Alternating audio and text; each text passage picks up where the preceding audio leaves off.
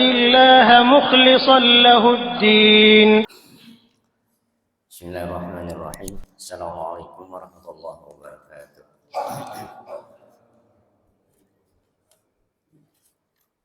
الحمد لله رب العالمين, والصلاة والسلام على أشرف الأنبياء والمرسلين وعلى آله وصحبه ومن تبعه إلى يوم الدين. أشهد أن لا إله إلا الله وحده لا شريك له, وأشهد أن محمدا عبده ورسوله لا نبي بعده أما بعد. Hadirin rahimakumullah. Kajian berkenaan dengan bab haji memang masih agak panjang. Tapi tentu saja kita pilih-pilih saja yang pokok-pokoknya dan tidak akan membicarakan hal yang detail-detail yang tidak terlalu penting untuk konteks di Indonesia. Sebab memang ada sesuatu yang penting untuk konteks orang-orang yang berada di wilayah Arab sana atau Makkah, Madinah. Tapi memang ada yang perspektifnya adalah di luar Makkah, Madinah dan termasuk di Indonesia. Termasuk di dalamnya adalah berkenaan dengan macam-macam ihram.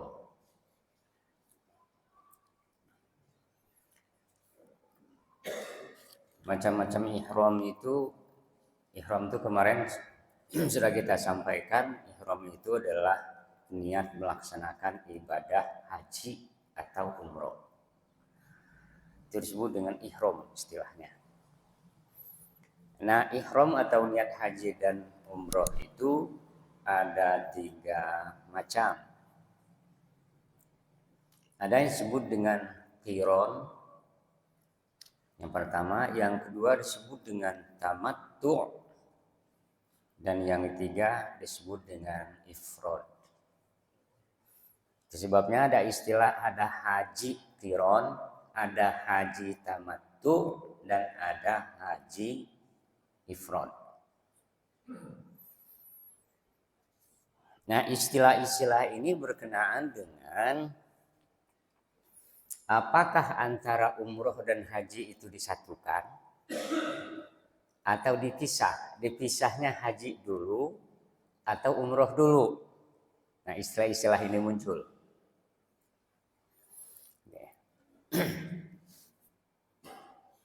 Sebab kedua-duanya itu merupakan kewajiban dan itu menjadi satu kesatuan rangkaian ibadah yang berkaitan dengan Ka'bah, berkaitan dengan ibadah di Masjidil Haram.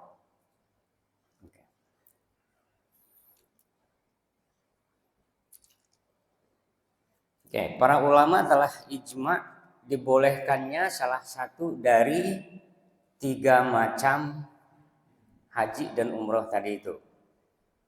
Jadi boleh dengan qiran, boleh dengan tamattu, boleh dengan ifrad. Tapi tergantung, sekali lagi tergantung pada kondisinya. Yang kedua tergantung kepada wilayahnya. Gitu.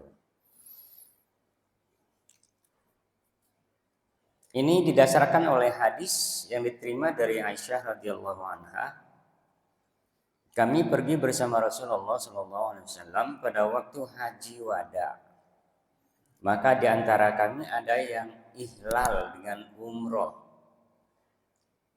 ada yang dengan haji serta umroh, dan ada pula yang dengan haji. Sedangkan Rasulullah sendiri ihlal dengan haji. Jadi ihlal itu niat ihram. Istilahnya ihlal. Jadi niat ihram, apakah ihram untuk haji atau ihram untuk umroh, disebutnya ihlal. Oke. Adapun orang yang ihlal dengan umroh, ia dapat berada dalam keadaan halal pada hari sampainya.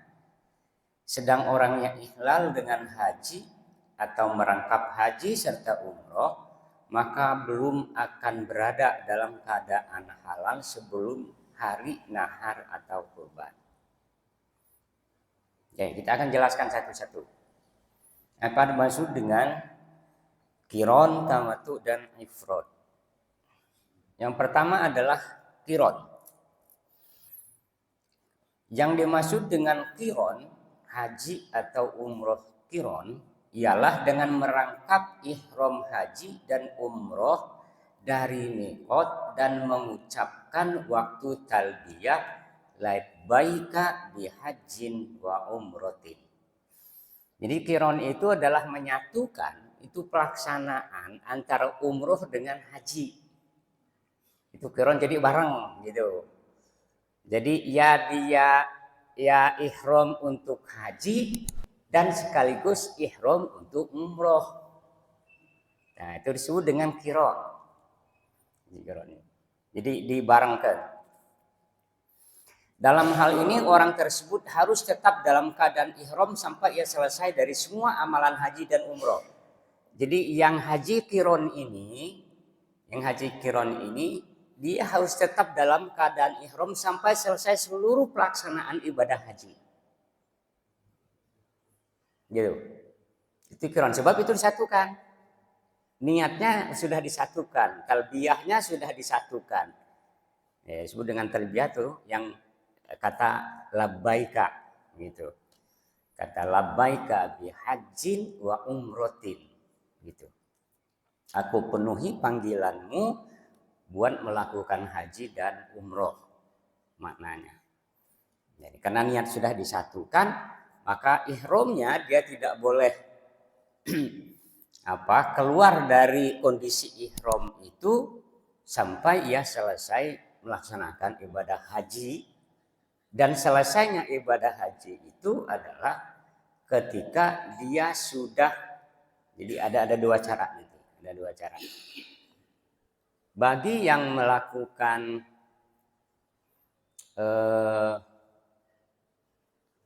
nafar awal, istilah, jadi ada nafar awal, ada nafar sani gitu.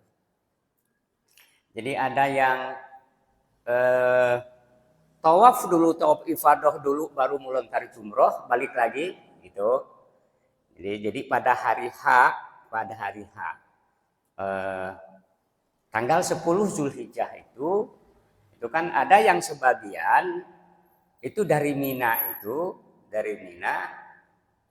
dari Arafah, kemudian ke Muzdalifah. Al-Muzdalifah itu dia balik lagi ke Mekah untuk melaksanakan tawaf ifadah, baru kemudian balik lagi ke Mina untuk melontar jumroh.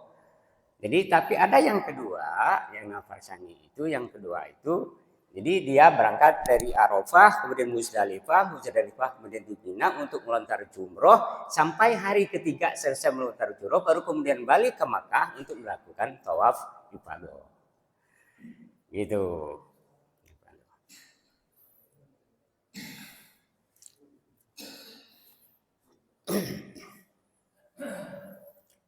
Jadi kalau yang model nafar sani tadi itu selesai dia melontar jumroh di hari yang ke-13 itu, kemudian balik ke Makkah untuk melakukan tawaf ifadah, kemudian tahallul. Jadi sebelum dia tahallul, sebelum melakukan tawaf ifadah, maka tidak boleh keluar dari kondisi ihram tadi. Gitu. Yang pakaian selendang itu boleh berjahit gitu. Itu yang dulu sudah kita sampaikan, nggak boleh pakaian yang berjahit itu menang di celana, itu menang di baju. Jadi tetap dalam keadaan seperti itu sampai tahallul. Nanti. Dia berarti dimulai itu pada hari ke-8. Disebut dengan Yamun Nahar itu. Yamun Nahar itu. Hari ke-8, tanggal 8-nya biasanya berangkat dari maktabnya masing-masing, dari hotel masing-masing, berangkat ke Arafah sebab tanggal 9 sebelum tergelincir matahari sudah harus berada di Arafah untuk melakukan wukuf. Dan berangkat ke sana itu orang sudah pakaian ihram. Sudah niat ihram. Berarti mulai dari tanggal 8 sudah siap-siap itu, dari tanggal 9, 8, 9, 10, 11, 12, 13. Seberapa ya? Sekitar 5-6 hari. Ya, sekitar 6 hari. Itulah hari-hari disebut dengan hari-hari. Ya, hari-hari haji itu, Yaumul Haji itu di situ. Mulai di situ. Dan selama itu dia tidak boleh keluar dalam kondisi ihram jika tadi dia hajinya atau umrohnya qiron. Jadi yang disatukan tadi itu. Oke. Lalu yang kedua yang disebut dengan tamattu. Haji tamattu atau umroh tamattu.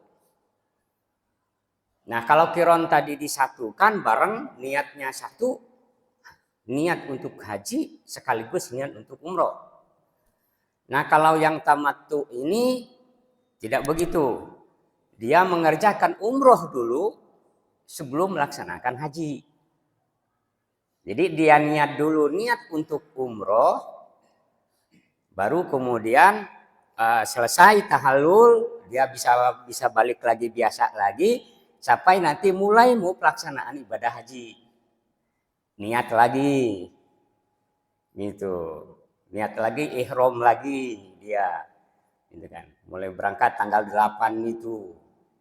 Mulai tanggal 8 itu berangkat dari masing-masing maktabnya atau masing-masing hotelnya. Itu niat lagi dan pakaian ihram lagi. Nah, terutama yang tamattu ini adalah bagi jamaah haji gelombang 1. Nggak bisa dipungkiri itu. Harus tamattu. Gitu. Sebab repot kalau qiron, Pak. Repot. Sebab jangka waktunya lama. Jangka waktunya lama di gelombang pertama itu. Itu sebabnya gelombang pertama itu ketika terbang ke Madinah dulu. 9 hari di Madinah, itu baru kemudian ke Makkah. Dan di Makkah itu selama 30 hari sebulan. Jadi sampai selesai pelaksanaan haji. Jadi kalau dia qiron repot. Kalau dia qiron repot. Sebab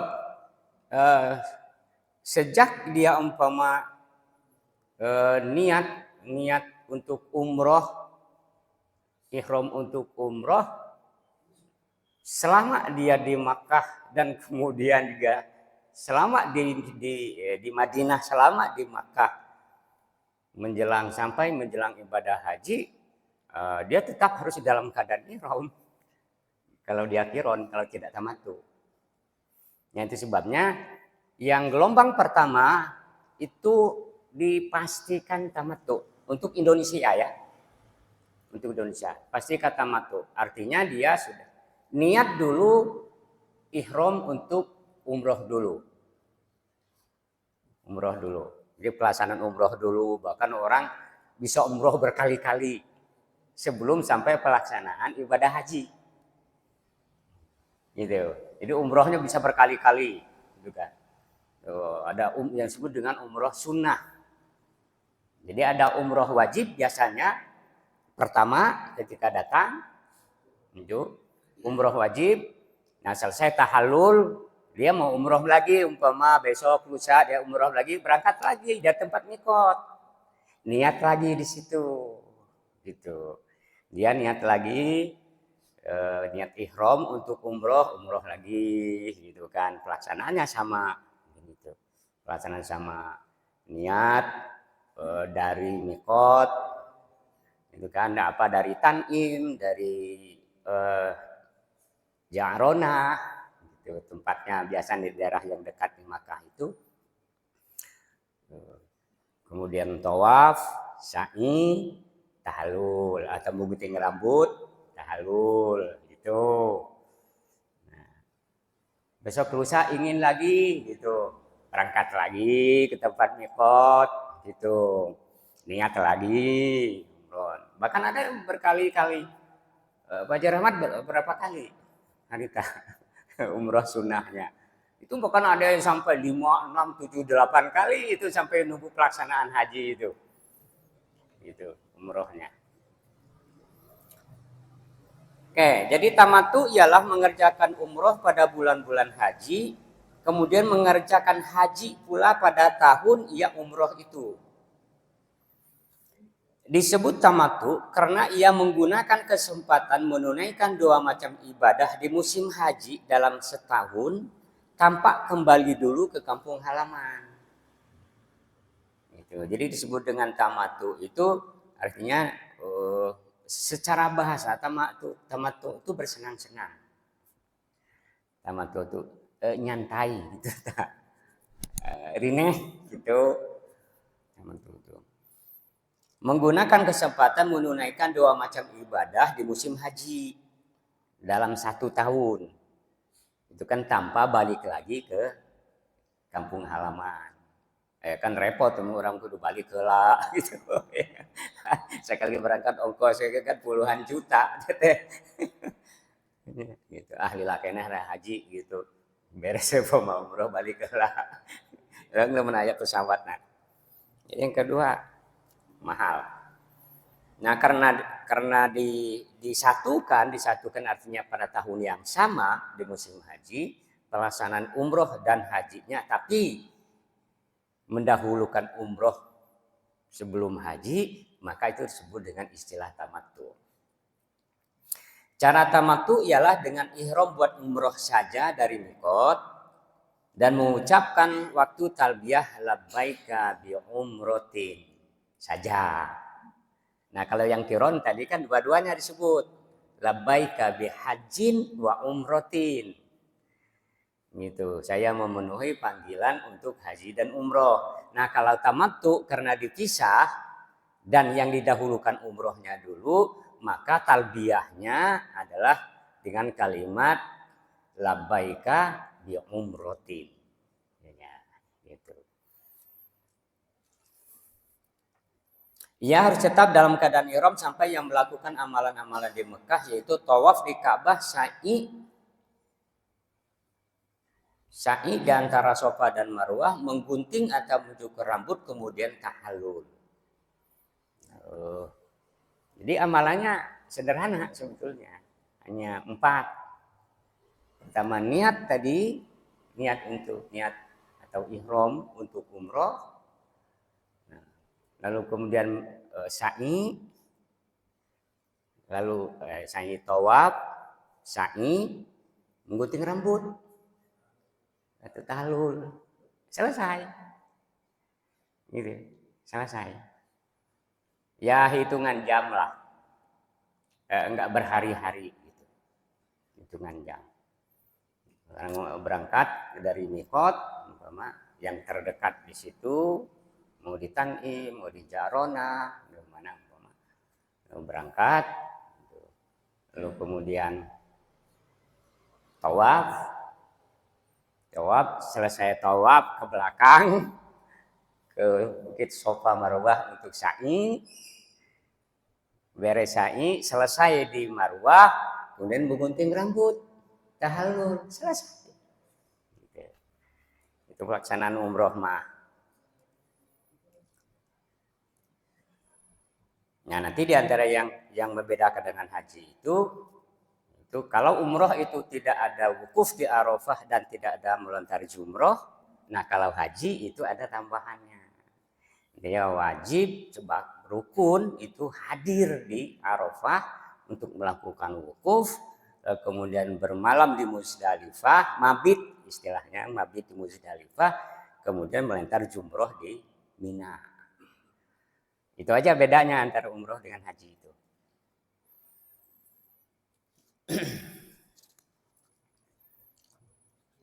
Nah, sementara yang ifrad, yang ketiga,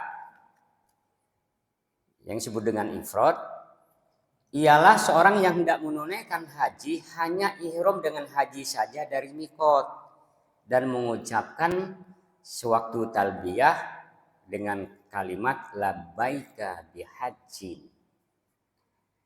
Ia harus tetap dalam keadaan ihram sampai selesai amalan-amalan haji. Setelah itu jika dikehendakinya baru ia mengerjakan umroh. Nah, kalau ifrad itu kebalikan. Haji dulu baru umroh. Gitu. Kalau tamattu umroh dulu baru haji. Kalau qiron itu dibarengkeun gitu, bebarengan. Niatnya sekaligus gitu. Niat haji dan umroh sekaligus. Nah, tapi sekali lagi untuk konteks kita di Indonesia, terutama yang gelombang pertama itu pasti tamattu. Tamattu artinya umroh dulu, niat dulu, ihram dulu untuk umroh, baru kemudian nanti untuk haji. Nah, biasanya yang ifrad itu adalah untuk orang-orang yang di daerah sana. Itu yang dekat-dekat sana. Karena sekitar Makkah gitu, yang ifrad itu. Jadi dia melaksanakan haji ya pada saat musim haji, waktu pelaksanaan haji. Umroh terpisah. Gitu. Umrohnya terpisah di bulan lain gitu. Kapan? Ya ada orang sana kan deket ya kan.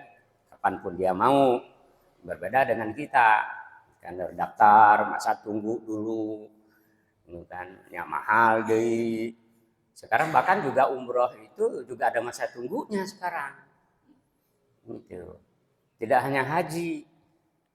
Gitu. Nah, kalau dulu kan orang daftar itu bisa berangkat, dia mau daftar bulan kapan berangkat, bisa berangkat. Sekarang harus nunggu dulu. Jadi termasuk juga waiting list juga. Oke. Nah, jadi yang ketiga itu adalah ifrad. Biasanya untuk ifrad itu dilakukan oleh para jamaah yang ada di Makkah. Gitu kan. Dan ini diantara yang dikerjakan oleh Rasul dulu, hajinya haji ifrad. Hajinya haji ifrad.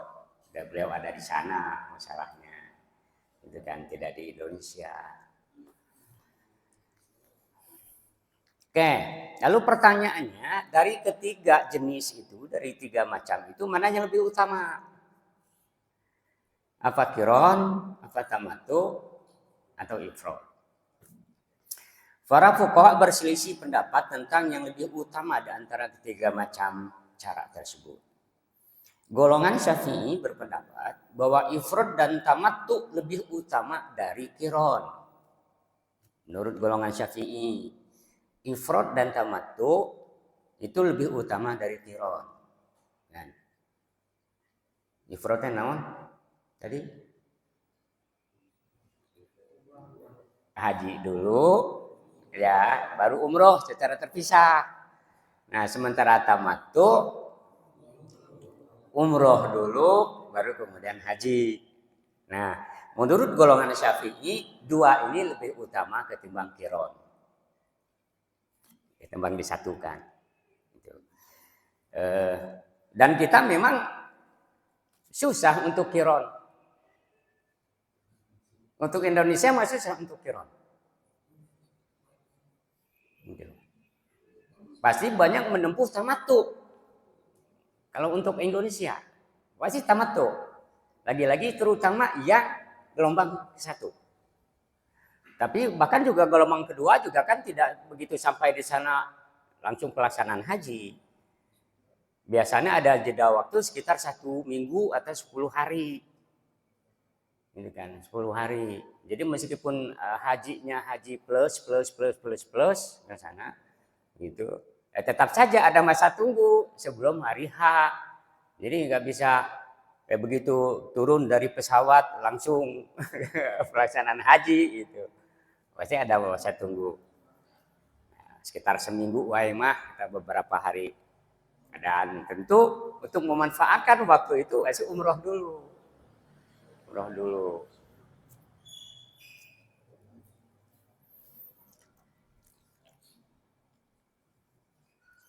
Karena orang yang melakukan kedua cara itu menunaikan perbuatan-perbuatan haji dan umrah secara lengkap dan sempurna. Sedang pada qiron yang dilakukan hanyalah amalan-amalan haji saja. Tapi niatnya niat untuk kedua-duanya. Kalau yang qiron. Nah kalau yang tamattu dan ifrad itu masing-masing terpisah. Karena pelaksanaannya terpisah, maka dianggap lebih utama karena pahalanya lebih besar. Gitu. Karena masing-masing. Gitu. Antara dipisah jeung dirapel. Dijikeun. Menurut golongan Hanafi, qiron lebih baik dari tamattu dan ifrad. Sedang tamattu lebih baik pula dari ifrad, kata golongan Hanafi. Golongan Maliki mengatakan bahwa ifrad lebih utama dari tamattu dan qiron. Sedang golongan Hambali berpendapat bahwa tamattu lebih utama dari qiron dan ifrad. Pendapat ini lebih memberikan keuntungan dan lebih mudah bagi manusia. Dan cara inilah dicita-citakan Nabi SAW buat melakukannya. Baik bagi dirinya pribadi maupun dianjurkan buat para sahabatnya. Nah yang berpendapat beda pendapat ini kan orang-orang yang ada dekat di sana. Imam Maliki, Imam Hanafi, Maliki, Syafi'i, Hambali itu karena memang mereka ada di sana, dekat kitaran sana. Artinya dekat lah gitu. Meskipun Imam Hanafi adanya di Kufah. Itu kan di pinggiran kota Irak. Gitu. Tapi masih dianggap sebagai wilayah Timur Tengah Jazirah Arab. Di sana. Imam Hambali juga sama adanya di Irak. Gitu. Ya, tapi kan dekat gitu. Konteks dulu ya, dekat apalagi sekarang. Nah, karenanya pemikiran mereka berkenaan mana yang lebih utama itu tadi itu karena konteksnya konteks dekat ya. Kalau kita kan tidak ada pilihan lain, Pak. Karena jauh, nggak ada pilihan lain mengatakan bahwa qiron lebih utama atau kemudian umpama bahwa ifrad lebih utama. Kalau kita nggak ada pilihan lain. Karena jaraknya jauh dan tidak bisa melaksanakan kapan kita mau. Gitu. Jadi maka rata-rata tamattu. Hanya nanti memang ada implikasinya, ada risikonya bila menempuh cara tamattu. Gitu.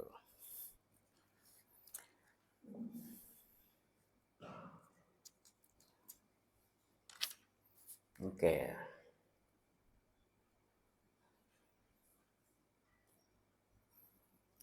Tawaf dan sa'i bagi orang melakukan qiron dan tamattu, sedang bagi penduduk tanah suci hanya dapat dilakukan dengan cara ifrad.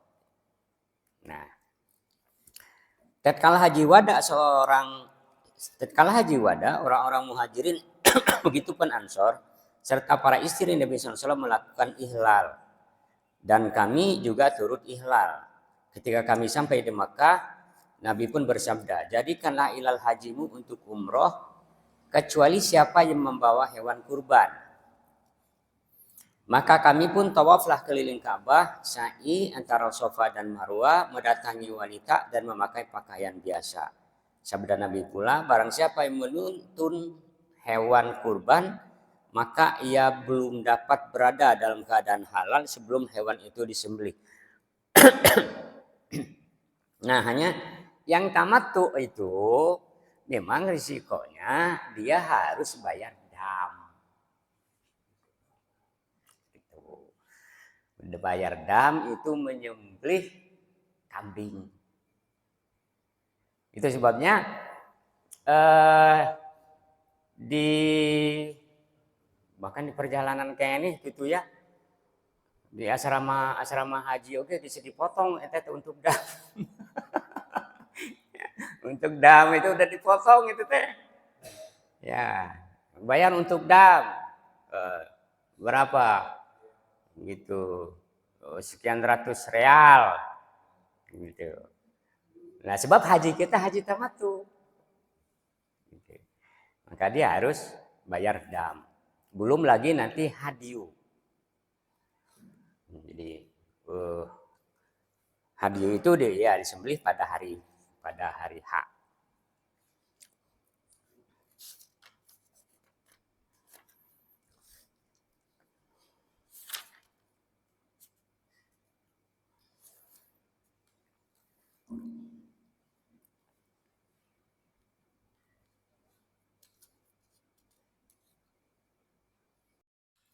Oke. Kemudian tentang kalimat talbiyah.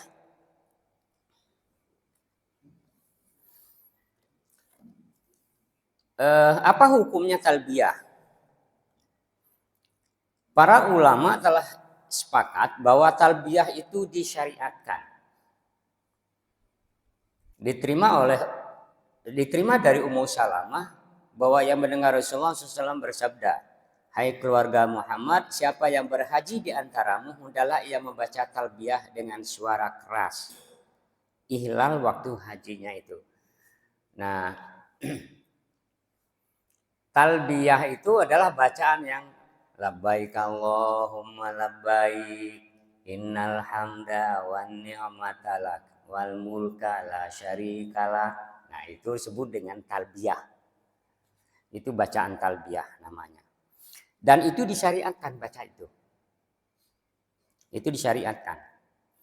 Bahkan para ulama berselisih paham tentang hukumnya, begitupun tentang waktu dan hukum menangguhkannya. Syafi'i dan Ahmad berpendapat bahwa ya sunat dan lebih utama menghubungkannya dengan ihram.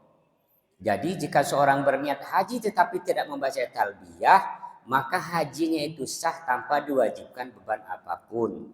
Karena bagi mereka ihram itu telah hasil dengan semata niat. Nah, menurut Imam Syafi'i dan Ahmad ini memang meskipun talbiyah itu disyariatkan, tapi kategorinya sunnah. Artinya kalau kemudian juga tidak dibaca kata dia, maka hajinya itu tetap sah. Golongan Hanafi berpendapat bahwa talbiyah atau yang sama halnya dengan itu seperti membaca tasbih dan menyembelih kurban merupakan salah satu syariat ihram. Jadi jika seseorang melakukan ihram tapi ia tidak membaca talbiyah atau tasbih atau tidak membawa kurban, maka ihramnya itu tidak sah. Kata Imam Hanafi. Tidak sah. Biasanya yang lebih berhati-hati itu Imam Syafi'i, ini malah jadi Imam Hanafi kebalikannya. Imam Hanafi, Imam Syafi'i tadi dan Hambali mengatakan dia tidak wajib. Jadi kalau dia tidak membaca talbiyah, hajinya tetap sah. Tapi Imam Hanafi justru lebih berhati-hati dan mengatakan bahwa itu wajib. Dan kalau tidak membaca talbiyah itu maka hajinya menjadi tidak sah. Datu berat yuk sebenarnya mah. Sapira putih gitu. Udah horoream gitu kena berat baca talbiyah kan gitu unggul. Labbaik Allahumma labbaik innal hamda wan ni'mata laka wal mulk la syarika. Biasanya suka dibimbing oleh pembimbing. Bebarengan gitu. Manya batur baca orang ngebetem sorangan.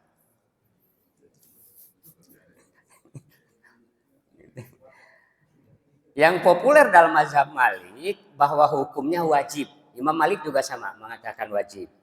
Hingga jika ditinggalkan atau terputus hubungnya dengan ihram, wajib membayar denda. Gitu. Nah, kalimat bunyi kalimatnya tadi sudah dibacakan, tapi ini hadis yang menjadi dasarnya. An-natal biata Rasulullah sallallahu alaihi wasallam labbaika Allahumma labbaika labbaika la syarika labbaika innal hamda wan ni'mata laka wal mulka la syarika lak. Nah, qala Nafi wa kana Abdullah bin Umar radhiyallahu anhuma yazidu fiha labbaika labbaika labbaika wa sa'daika wal khairu biyadaika labbaika war rahbahu ilaika wal amal. Nah, kalau bahwa talbiyah Rasulullah berbunyi tadi labbaik Allahumma labbaika labbaika la syarika laka labbaik innal hamda wan ni'mata laka wal mulk la syarika lak. Nah, itu yang diajarkan oleh Nabi, diajarkan oleh Rasul tentang bacaan talbiyah. Hanya kata Nabi, biasanya Abdullah bin Umar menambah bacaan itu. Jadi setelah itu ada tambahan menurut Nafi, gitu kan. Katanya Abdullah bin Umar itu menambah itu bacaan labbaika labbaika labbaika wa sa'daika. 3 kali. Wal khairu biyadaika labbaika war rahbahu ilaika wal amal. Aku patuhi, aku taati, dan aku penuhi panggilanmu, serta aku mengharap pertolonganmu. Kebaikan berada dalam tanganmu, permohonan dan amalan tertuju kepadamu. Tapi ini hanya tambahan. Nah, yang terakhir tadi itu, yang dari nafi itu adalah tambahan. Nah, yang pokoknya tadi yang di awal yang diajarkan oleh Rasul, yang lazim, yang biasa dibaca oleh para jamaah terutama yang dari Indonesia. Itu. Labbaik Allahumma labbaik, labbaik la syarika lak labbaik, innal hamda wan ni'mata laka wal mulk la syarika lak. Itu terus berulang-ulang biasanya menggema gitu kan. Berulang-ulang itu sampai nguriling.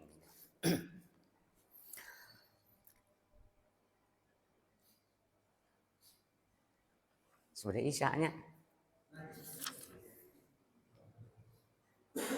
Nah, hanya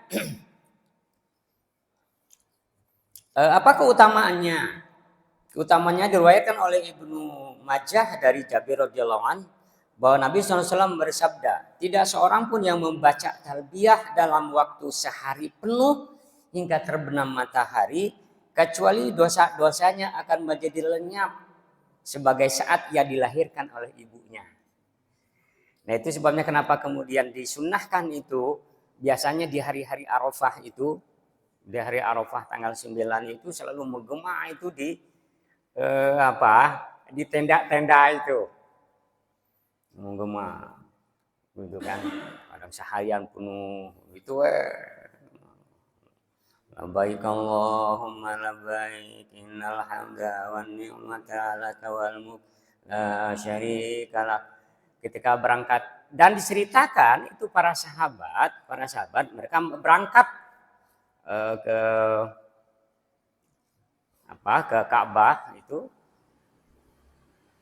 Mereka sudah di perjalanan itu sudah mulai membaca talbiyah dengan suara yang keras. Bahkan katanya sampai serak suaranya. Jadi suara mereka sampai serak itu karena baca berulang-ulang. Labbaik Allahumma labbaik, labbaik la syarika lak labbaik, innal hamda wan ni'mata laka wal mulk la syarika lak, labbaik Allahumma labbaik, terus berulang-ulang. Dan disunahkan antaranya di sini katanya disunahkan dengan suara yang keras. Sunnah membacanya secara jahar. Didasarkan pada hadis dari Zaid bin Khalid bahwa Nabi SAW bersabda, telah datang padaku Jibril, katanya suruhlah sahabat-sahabatmu agar mereka mengeraskan suara waktu membaca talbiyah. Karena demikian itu sebagian dari syiar haji. Nah, jadi disunahkan untuk membaca secara jahar berulang-ulang. Baik, saja itu jadi nggak ada waktu tanya jawab ya, karena waktunya sudah. Baik, nanti pertanyaannya dikumpulkan di bulan yang akan datang. Oke, mudah-mudahan ini menjadi tambahan pengetahuan kita, gitu kan, terutama yang mau berangkat haji atau yang belum. Dan kami juga berkeinginan meskipun sudah sebetulnya tidak ada kapoknya sebetulnya untuk berangkat haji itu ingin lagi. Oke, Allahumma shalli ala sayyidina wa habibina syafiina karimina maulana Muhammad sallallahu ta'ala alaihi sahabati Rasulullah ajma'in amin. Alhamdulillah rabbil alamin hamdan yuwafi ni'amahu yukafi mazidah. Ya rabbana lakal hamdu wa lakal syukru kama yanbaghi li jalali wajhika wa 'azimi sultanik. Allahumma aslih lana dinana allazi wa 'ismata amrina wa aslih lana dunyana allati fiha ma'ashuna wa aslih lana akhiratana allati ilaiha ma'aduna. واجعل الحياة زيادة لنا في كل خير واجعل الموت راحة لنا من كل شر اللهم انفعنا بما علمتنا وعلمنا ما ينفعنا وزدنا علما والحمد لله على كل حال ونعوذ بالله من حال أهل النار ربنا آتنا في الدنيا حسنة وفي الآخرة حسنة وقنا عذاب النار وأدخلنا الجنة مع الأبرار العزيز غفار رب العالمين سبحان ربك رب العزة عما يصفون وسلام على المرسلين والحمد لله رب العالمين. Wassalamualaikum warahmatullahi wabarakatuh.